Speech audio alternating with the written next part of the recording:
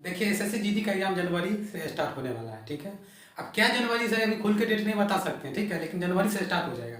इसलिए आप लोग दिन रात एक करके मेहनत कीजिए, उसके बाद ही आपका एग्जाम निकलेगा, वरना नहीं निकलेगा।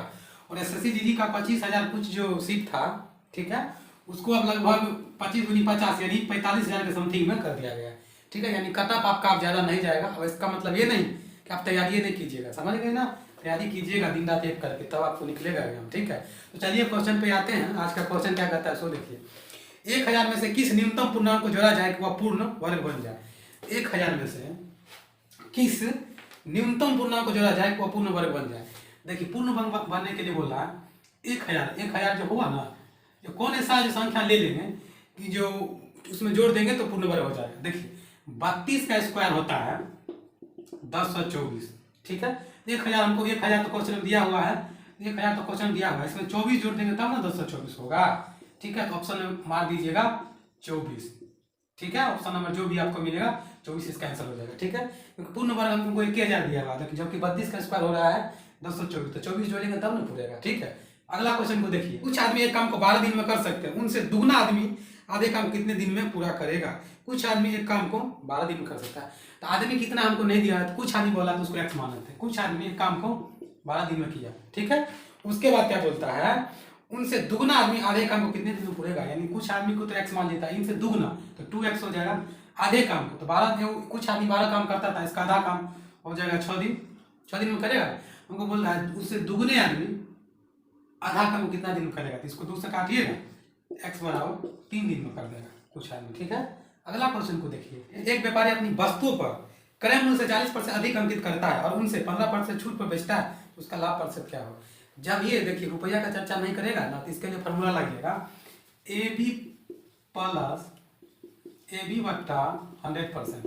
क्यों, क्योंकि रुपया की चर्चा नहीं किया, ठीक है। तो AB हो जाएगा 40% पर क्या बोला है, लाभ कमाता है। उसके बाद 15% छूट देता है तो माइनस हो जाएगा, ठीक है। प्लस माइनस माइनस AB हो जाएगा 4, A हो गया 40, B हो गया 15 बट्टा 100%, ठीक है। अब देखिए 0 से 0 गया, इसको काटेंगे 5 दूनी 10, 5 तिया 15, 2 दूनी 4, इसमें घटाइएगा तो हो जाएगा 25 माइनस 6 बचेगा 19 आंसर हो जाएगा, ठीक है। अगला क्वेश्चन को देखिए, किसी मशीन के मूल्य में प्रतिवर्ष 5% का ह्रास होता है, ठीक है। यदि उसका वर्तमान मूल्य 2 लाख रुपए है तो 2 वर्ष बाद उसका मूल्य क्या होगा। देखिए वर्तमान मूल्य उसका 2 लाख रुपए है, 3, 4, 5, ठीक है। और 5% का ह्रास होता है यानी हानि होता है, इसका होल वैल्यू निकालते हैं, ठीक है। तो इसको काटिएगा तो 1/20 हो जाएगा, हानि हुआ है इसमें से घटा लीजिए 19/20 होगा। बोला है 2 वर्ष बाद उसका मूल्य क्या होगा, यही बोला है। हाँ तो 2 वर्ष बाद बोला इसको 2 बार गुना कर दीजिए, 19/20 गुने 19/20, ठीक है। 2 0 से 2 0 गया, 2 दूनी 4, 4 5 20, 500 बार में कट गया। अब 500 गुने 19 गुने 19 यानी 361 हो जाएगा, उसका स्क्वायर करेंगे तो हो जाएगा 00, 5 1 5, 6 5 30 के 0 हासिल 3, और 5 3 15 3 18, ठीक है। निकाय दाई से 11,000 10,000 लाख 1,80,500, यही हुआ।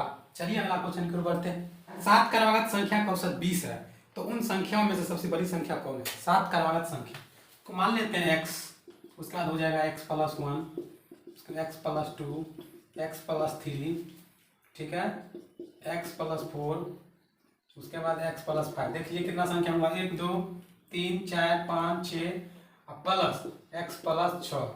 इसको देखिए जितना संख्या उतना से भाग दीजिए, 7 संख्या तो 7 से भाग दीजिए, जबकि इसका औसत कितना दिया हुआ है क्वेश्चन में, दिया हुआ है कितना 20, ठीक है। तुमको सबसे बड़ी संख्या पूछा है। देखिए 1 2 3 4 5 6 7, ये हो गया 7x प्लस 1 3 3 6 4 10 5 15 और 6 21 बराबर हो जाएगा, गुना कीजिएगा 20 और 7 में, 7 × 4 140 हो जाएगा, ठीक है। ये हो गया 7x बराबर 140 माइनस 21, 7x बराबर कितना हो जाएगा, घटाइएगा तो हो जाएगा 9, 3 में से 2 गया 1, इसको काटिएगा तो हो जाएगा कितना 7 1 7 7 7 49, ठीक है। x बराबर हो गया 17, तुमको पूछ रहा है सबसे बड़ी संख्या, सबसे बड़ी संख्या x + 6 हुआ, x का मान हो गया 17 और प्लस 6 हो जाएगा 20 3 23 हो जाएगा सबसे बड़ी संख्या, ठीक है। अगला क्वेश्चन को देखिए, देखिए एक चीज बता देते हैं आपको, अगर गणित आपको समझ में नहीं है ना, खास करके हमसे, तो पूरा यूट्यूब चैनल पर आपको बोल रहे हैं, फिर किसी भी टीचर से आपको समझ में नहीं आएगा, क्योंकि हम बेसिक से बताते हैं। और क्यों बताते हैं, ताकि आपको बहुत आसानी से समझ में आ जाए। ठीक है, चलिए अगला क्वेश्चन की ओर बढ़ रहे हैं। प्रवाह की दिशा में किसी नौका की चाल 12 किलोमीटर प्रति घंटा है और प्रवाह के विपरीत 8 किलोमीटर प्रति घंटा है। स्थिर पानी में 24 किलोमीटर चलने के लिए नौका द्वारा लिए जाने वाला समय बताइए। देखिए, जिधर धारा जा रहा है उधर नौका जा रहा है। ठीक है, उसका चाल कितना है, 12 किलोमीटर प्रति घंटा। और जिधर नौका जा रहा है उसके ठीक विपरीत दिशा में 8 किलोमीटर प्रति घंटा जा रहा है। कौन, तो नौका। ठीक है, जब भी इस तरह क्वेश्चन आएगा ना, तो भी बराबर, जब जिस दिशा में नौका जा रहा है उसी दिशा में धारा जा रहा है। ठीक है, उसमें से उसके बाद जिस दिशा में धारा जा रहा है उसके ठीक विपरीत दिशा में उसका चाल 8 किलोमीटर प्रति घंटा है। तो ओरिजिनल चाल में से विपरीत वाला घटा लेंगे तो हमको मिल जाएगा स्थिर चाल। ठीक है, तो 12 + 8 दोनों को जोड़ के 2 से भाग दे देते हैं। 12 हो जाएगा 20, 20/2, यानी ओरिजिनल चाल हो गया 10 किलोमीटर प्रति घंटा। जबकि स्थिर ओरिजिनल चाल कितना दिया है स्थिर पानी में, 24 किलोमीटर। देखिए 24 किलोमीटर में यही स्थिर चाल से भाग दे देंगे, आंसर निकल जाएगा। किलोमीटर गया, इसको भाग देंगे 2.4 घंटा उसको लगेगा। ठीक है, 2.4 घंटा हो जाएगा, 4 छूट गया। ठीक है, अगला क्वेश्चन को देखिए। देखिए क्वेश्चन को कैसे बनाएंगे, बहुत इंपॉर्टेंट क्वेश्चन है। यदि a का x प्रतिशत उतना ही है जितना b का y प्रतिशत, तो b का z प्रतिशत क्या होगा। देखिए a का x प्रतिशत, ठीक है, उतना ही है जितना b का y प्रतिशत। ठीक है, देखिए प्रतिशत से प्रतिशत गया। ठीक है, ये हो जाएगा ax, ये जो है ना y को गुना में इसको भाग में ले आएंगे तो पता हम चल आएगा, बच जाएगा b, यानी b का मान हमको पता चल गया। ठीक है, हमको क्या बोला है, तो b का z प्रतिशत क्या होगा, यही बोला है। b का मान हमको पता हो गया ax बटा y गुने, ठीक है, zx तो zx हो ही गया। ठीक है, देखिए a बच जाएगा a का, ठीक है, x/z प्रतिशत बटा y, यही इसका आंसर हो गया। देखिए ऑप्शन में क्या है, a का zx प्रतिशत, यही आंसर।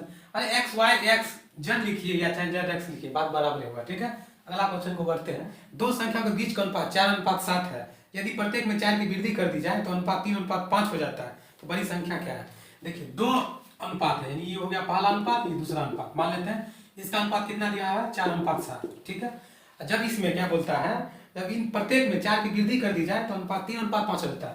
प्रत्येक यानी दोनों में 4 की वृद्धि किया तो पहले इसमें हम x हटा देते हैं, कोई इतराज नहीं है। ठीक है, इसमें दोनों में 4 की वृद्धि किया, ये हो गया 4x, बट्टा ये हो गया 7x, और दोनों में 4 की वृद्धि किया तो इसका अनुपात कितना हो जाता है आप जानते हैं, 3:5 हो जाता है। ठीक है, उसके बाद क्या करता है, तो बड़ी संख्या क्या होगी, देखिए क्रॉस इसको गुना कीजिएगा तो हो जाएगा 5 चौक 20x प्लस 20, इसको क्रॉस गुना कीजिएगा 7 तिया 21x प्लस 4 तिया 12। ठीक है, 21x में से 20x गया तो 1x। ठीक है, अब 20 में से 12 घटा तो 8 बच गया, x मान 8 हो गया। आपको क्या पूछ रहा है, बड़ी संख्या बताइए, तो बड़ी संख्या 7x है। x मान x की जगह 8 रखिए तो 7x की जगह पर 8, तो 7 गुने 8 बराबर 56 हो गया। क्या मेरी जान, समझ में आ रहा है ना, आपको इसी तरह बिल्कुल समझ में आएगा, सिर्फ बने रहेगा इस वीडियो के अंत तक। ठीक है, अगला क्वेश्चन की ओर बढ़ रहे हैं। सब टाइप का क्वेश्चन को लेके चल रहे हैं, समझ रहे हैं ना, सिर्फ आप अच्छा से पढ़िए, ध्यान से समझिए कैसे बना रहे हैं। ठीक है, बिल्कुल आसानी भाषा में आपको बता रहे हैं। ठीक है, देखिए अगला क्वेश्चन क्या कहता है, यदि 18 वस्तुओं का क्रय मूल्य 16 वस्तुओं के विक्रय मूल्य के बराबर है तो लाभ या हानि बताइए। देखिए क्रय मूल्य उसका दिया हुआ है 18, ठीक है, और विक्रय मूल्य दिया हुआ है 16। इस क्वेश्चन में रुपया का चर्चा नहीं किया। ठीक है, कहीं भी चर्चा नहीं किया रुपया का चर्चा। ठीक है, इसलिए भाव कैसे होगा, देखिए हानि कितना हो गया, 2 का हानि हो गया। प्रतिशत हानि हमको बोलना है, लाभ या हानि बताइए। तो देखिए हानि हुआ 2 का, कितना पर, यही 16 पर, क्योंकि ये भाव का केस है इसलिए सेलिंग प्राइस पर निकालेंगे, यानी विक्रय मूल्य पर 16। अब प्रतिशत हम लाइएगा 100%, 2 काटिएगा 8 बार में, 4 दूनी 8 और 25 चौक 100, 25/2 में भाग दीजिएगा तो 12.5% की हानि हुई। क्या मेरी जान समझ में आ रही है ना, इसी तरह समझ में आएगा। ठीक है, बहुत इंपॉर्टेंट क्वेश्चन है। 45 आदमी एक काम को 16 दिन में पूरा कर सकते हैं। उनके काम शुरू करने के 4 दिन बाद उनके साथ 36 आदमी और मिल गए, उन्हें शेष काम पूरा करने में अब कितने दिन लगेंगे। 45 आदमी एक काम को 16 दिन में किया, 45 आदमी एक काम को 16 दिन में किया। ठीक है, उसके बाद क्या बोल रहा है, उनके काम शुरू करने के 4 दिन बाद 36 आदमी और मिल गए। 4 दिन तक तो यही 45 आदमी काम किया होगा ना जी, पहले करवा लेते हैं 4 दिन तक, उसके बाद देखा जाएगा। ठीक है, अब पहले था 45 आदमी और 4 दिन के बाद 36 आदमी जुड़ गया, तो जोड़ दीजिए इसमें। आप देखिए तो बोल रहा है शेष काम को कितने दिन में करेगा, यही बोल रहा है। ठीक है, तो देखिए 45 इसमें कॉमन ले लेते हैं, हल करने के लिए सुविधा बात है। 16 - 4 बन जाएगा, 45 कॉमन लिए तो 16 माइनस 4 अब आता ये हो जाएगा 81, ठीक है। तो 45 और गुने 12 बचेगा 81, 9 9 81, 9 5 45, 3 3 9, 3 4 12, 5 4 20 बटा 3 दिन भाग दीजिएगा तो 6 3 का 18 बटा यानी 6 पूर्णांक 2 बटा 3 दिन में शेष आदमी कर देगा। आपको कैलकुलेशन करने तो आता होगा ना, इन्हें कहिएगा कि भी समझ में नहीं आता है, ठीक है।